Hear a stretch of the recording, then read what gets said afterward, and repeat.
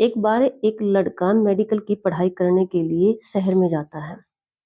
ये उसका दुर्भाग्य था, उसकी लाइफ की ट्रेजेडी थी कि जब वह अपनी पढ़ाई कर रहा होता है, उसी बीच में उसके मम्मी-पापा की डेथ हो जाती है एक एक्सीडेंट में। लड़के की फैमिली में, रिलेशन में, परिवार में और कोई नहीं था। लड़का बिल्कुल अकेला पड़ जाता है। अपनी पढ़ाई करते-करते वहीं पर साथ में पढ़ने वाली लड़की से लड़का शादी कर लेता है। वहीं शहर में सेटल हो जाता है। कुछ दिनों के बाद लड़के के घर में एक बेटी जन्म लेती है। अब लड़का इस ट्रेजेडी से, इस दुःख से थोड़ा-सा उभर जाता है। फिर गाँव में अपना कारोबार सँभालने के लिए जो उसकी घर था, धरती थी, संपदा थी, कुछ उसकी प्रॉपर्टी थी, उसको सँभालने के लिए, छुट्टियाँ बिताने के लिए गाँव में आता है। गाँव में लड़का किसी को जानता नहीं है, क्योंकि कभी उनका व्यवहार नहीं पड़ा गाँव वालों से, मम्मी-पापा का था, मम्मी-पापा रहे नहीं। लेकिन जहाँ लड़के का मकान था, वहाँ बिल्कुल पास लगता मकान उस टीचर का था, जिसके पास बचपन में लड़के ने पढ़ाई की थी। टीचर के अपनी कोई संतान नहीं थी। टीचर अपनी वाइफ के साथ, अब उम्र हो गई थी, बूढ़े हो गए थे टीचर जो था, उसकी पत्नी जो थी, लेकिन दोनों ने उस लड़के का पूरा सपोर्ट किया, गाँव में रहने के लिए, जो भी उसको काम की ज़रूरत होती थी। हर कमी को पूरा किया, हर तरह से सपोर्ट किया, हर तरह से हेल्प किया। इस तरह से उस लड़के का परिवार, उस बूढ़े दंपति जो टीचर थे, टीचर और उसकी वाइफ थे, उनसे काफ़ी घुल-मिल जाते हैं। जब लड़का छुट्टियाँ खत्म करके वापिस शहर जाता है, तो बड़े सम्मान के साथ प्यार से कहता है, "टीचर कभी आप शहर आना, मेरे घर पर रुकना, मेरे साथ रहना।" लड़के की जो बेटी थी ना, वो उन दोनों से इतना घुल-मिल जाती है, टीचर और उसकी वाइफ को दादा-दादी कहकर पुकारती है। वह लड़का अपनी पत्नी और बेटी के साथ शहर चला जाता है वापिस। एक दिन जो टीचर था, उसकी पत्नी काफ़ी बीमार हो जाती है। गाँव के डॉक्टर को दिखाया जाता है, लेकिन गाँव का डॉक्टर एडवाइस देता है टीचर को शहर में ले जाने की, शहर में ट्रीटमेंट कराने की। टीचर शहर में किसी को नहीं जानता था, खुद की कोई संतान नहीं थी। लेकिन टीचर को याद आता है कि पास वाला जो बेटा था, उसका नाम प्रमोद था, कि वह भी मेरे बेटे जैसा ही है। जब प्रमोद गाँव में रुका जितने भी दिन, तो टीचर और उसकी वाइफ उससे काफ़ी घुल-मिल जाते हैं, एक परिवार की तरह फ़ील करते हैं। टीचर अपनी पत्नी का इलाज करवाने के लिए शहर चला जाता है और जैसे ही जो एड्रेस प्रमोद ने दिया था, उस पे दरवाज़ा खटखटाता है, प्रमोद दरवाज़ा खोलता है। लेकिन प्रमोद टीचर को देख के खुश नहीं होता है, बस अनमने मन से कहता है, "जी आप?" टीचर कहता है, "हाँ बेटा, जो मैम हैं तुम्हारी, उनको उनकी तबीयत ज़्यादा ख़राब हो गई, दिखाने के लिए शहर आना पड़ा, तो मेरा शहर में कोई नहीं है। आप हमारे साथ चलो, आज ये डॉक्टर से मिलवाओ, दवाई दिलवाओ, जहाँ जो अच्छा डॉक्टर हो।" प्रमोद कहता है, "आइए, अंदर आइए", लेकिन ये फेस से, अपने एक्सप्रेशन से दिखा रहा होता है कि उसको कोई खुशी नहीं है। प्रमोद की बेटी जब बाहर आती है, तो दादा-दादी कहकर टीचर के पास जाती है, उनकी वाइफ के पास जाती है, तो प्रमोद की पत्नी एकदम से अपनी बेटी को लेकर जाती है कि बीमार हैं ये, आपको भी बीमारी लग सकती है, और रसोई में चली जाती है।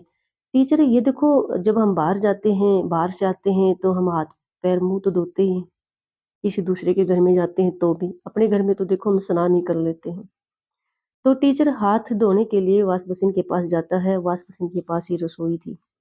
तो रसोई में प्रमोद की पत्नी कह रही है कि मेरी सहेलियाँ आने वाली थी, तुमने ये क्या किया? इनको बुला लिया, इनको अंदर बिठा दिया।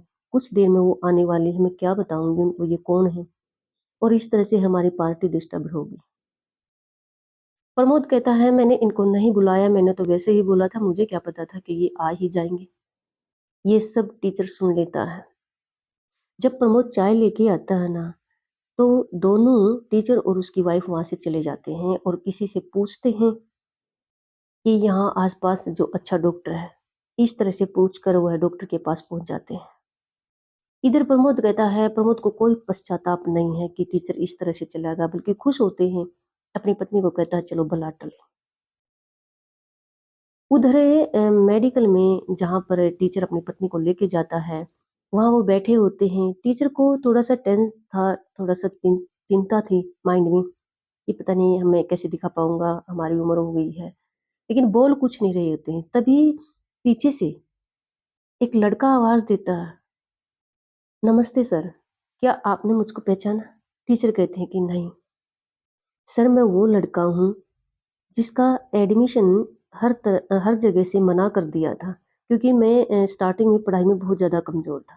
लेकिन आपने स्पेशल टाइम देकर मुझे पढ़ाया था। मैं रवि हूँ सर।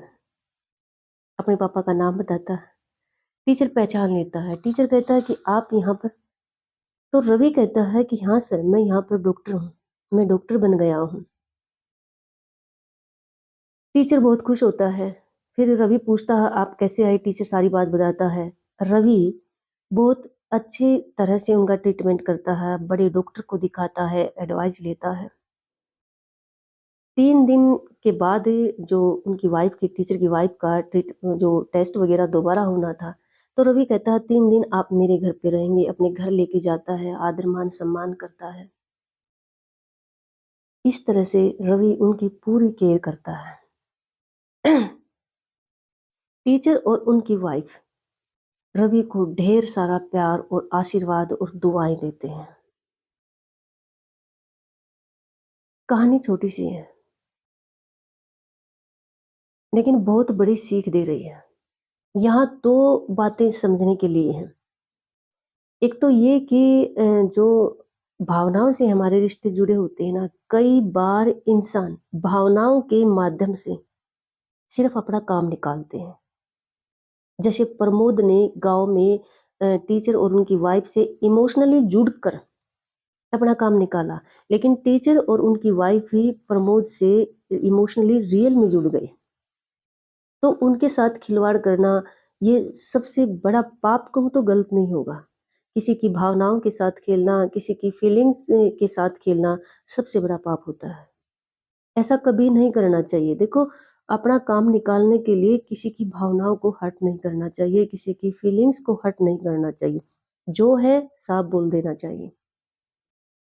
अगर हमें किसी की ज़रूरत है तो उसको इस तरह से ठीक है आज मुझे आपकी ज़रूरत है, आपके मैं समय पर आपके काम आऊँगा, लेकिन इमोशनली जुड़कर किसी को इस तरह से हर्ट करना सबसे बड़ा पाप होता है। और दूसरा, वो कहते हैं ना कि अच्छे इंसान की हेल्प भगवान ज़रूर करते हैं, माध्यम चाहे कोई भी बने। अब वो टीचर अपनी पत्नी का इलाज करने के लिए शहर आया था, उसके लिए सबसे बड़ी टेंशन थी ये। आया था प्रमोद के भरोसे। खुश होकर आया था कि कोई है शहर के अंदर जो हमारी हेल्प करेगा। लेकिन प्रमोद ने अपना रंग दिखाया, लेकिन भगवान ने अपना काम किया। क्योंकि टीचर सच्चे थे। उन्होंने प्रमोद की हेल्प भी सच्चे मन से ही की थी और प्रमोद के पास हेल्प माँगने भी वो सच्चे मन से ही आए थे। यहाँ जो गलती की थी वो प्रमोद ने की थी। लेकिन कहते हैं कि भगवान अच्छे इंसान का हमेशा साथ देते हैं। भगवान ने रवि के रूप में उस टीचर को मेडिकल में ही मिलवा दिया, वहीं मिलवा दिया जहाँ उसको ज़रूरत थी। बहुत अच्छा ट्रीटमेंट करवाया, रिस्पेक्ट जो हर्ट हर्ट हुए थे ना, जो सोच कर कि मेरी अपनी संतान नहीं है और जिसको मैंने अपना माना, उसने किस तरह से मेरे को अनादर किया। वो जो फीलिंग्स हर्ट हो रही थी, जो अंदर उसको पेन हो रहा था, भगवान ने रवि के माध्यम से उसकी इतनी रिस्पेक्ट करवाई, उसका इतना आदर मान-सम्मान करवाया कि टीचर बहुत खुश हुए। और टीचर को ये फीलिंग्स लेस नहीं होने दी कि अ, इंसान इस तरह से बच्चे या मैंने इनको पढ़ाया विद्यार्थी या हम ये गाँव गया था तब कैसा था, इसने कैसा व्यवहार किया था और ये चेंज हो गया। ये पेन देती हैं ये फीलिंग्स, लेकिन भगवान ने उनकी इन फीलिंग्स को पेन देने वाली फीलिंग्स का भी ट्रीटमेंट कर दिया। हमेशा ही प्रभु पर विश्वास बनाए रखें। जो अच्छे होते हैं ना, भगवान उनके साथ हमेशा अच्छा ही करता है, माध्यम चाहे कोई भी हो। किसी किसी को भी बनाकर भेजें, किसी के भी रूप में आए। और इस बात का हमेशा ध्यान रखें, किसी से आपको ज़रूरत है, आपने किसी से काम लेना है, आपने हेल्प की ज़रूरत है, तो उनसे हेल्प ही माँग लीजिए। अगर आप इमोशनली उनसे जुड़ रहे हो, इमोशनली उनकी फीलिंग्स से आप रिश्ते बना रहे हो, तो प्लीज़ उन रिश्तों को निभाइए या रिश्ते मत बनाइए।